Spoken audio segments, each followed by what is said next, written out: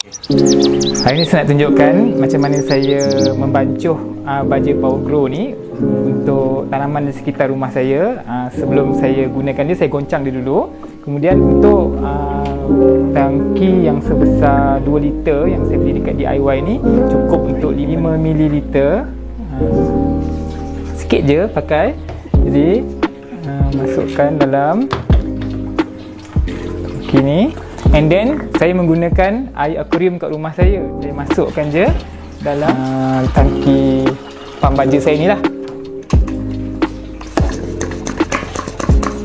Okey, mari kita membaca. Okey, ni pokok bidara yang saya tanam dalam pasu ni.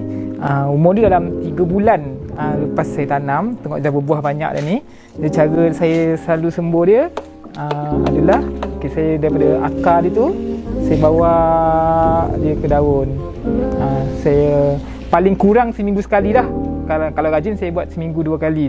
Apa yang bestnya tentang pokok bidara saya ni, saya baru sembuh 3 bulan dengan baja Power Grow. Dan saya tak sangka cepat sangat berbuah. 3 bulan, bayangkan saya tanam 3 bulan dan telah menghasilkan buah.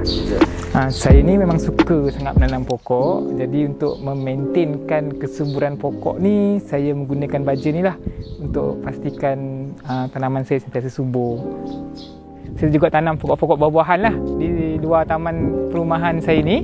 Ada pokok rambutan, saya ada pokok jambu batu, jambu air, pokok betik, pokok kedondong, pokok mangga, pokok durian Belanda, pokok cempedak. Saya nak cerita sikit keistimewaan pokok jambu batu saya ni. Masa saya beli anak pokok ni, saya letak depan rumah.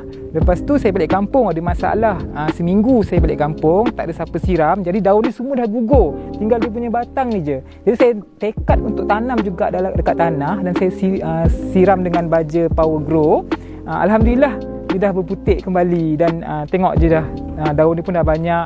InsyaAllah dia akan subur lah ni. So itulah keistimewaan baja Power Grow ni.